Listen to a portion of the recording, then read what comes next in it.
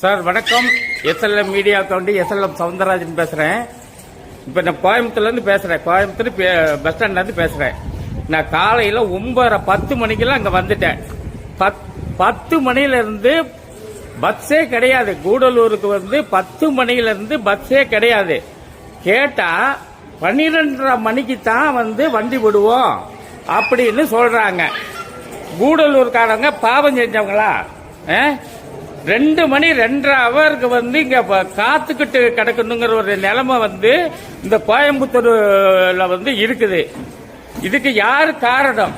இது கூடலூர் பிராஞ்சில கேட்டா கோயம்புத்தூர்ல பிராஞ்சில கேளுங்கிறாங்க. கோயம்புத்தூர் பிராஞ்சில கேட்டா அவங்க கூடலூர் கேளுங்கிறாங்க. இப்ப நான் கூடலூர் பிரான்ச் மேனேஜர் கூப்பிடுற நேரம் நான் கோயம்புத்தூர்ல உள்ளதுக்கெல்லாம் நான் இங்க இருந்து பஸ் விட முடியுமா அப்படின்னு சொல்றாங்க. இது என்ன? டவுன்ல தான் இருக்கிறீங்க. நீங்க எத்தனை மணிக்கு இப்ப கோயம்புத்தூர் வந்தீங்க? 11:15 வந்தீங்க. இப்ப 12:30 வரை பஸ் இல்லைங்கிறாங்க. இப்ப காலைல கிடந்து 9:00 இருந்தே வண்டி இல்லைன்னு சொல்றாங்க. சரி, அதை பத்தி நீங்க என்ன நினைக்கிறீங்க? பஸ் இருந்தால் நல்லா இருக்கணும். இப்ப கூடலூர்காரங்களை ஊட்டி பஸ்ல ஏன் அனுப்பிடுறாங்க? அது தனியா நின்று ஒரு வண்டி அனுப்பலாமா இல்லையா?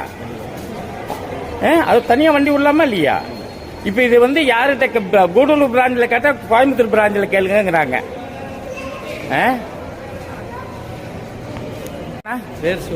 சிவானந்தம். நீங்க கோயம்புத்தூர் பஸ் ஸ்டாண்டுக்கு எத்தனை மணிக்கு வந்தீங்க?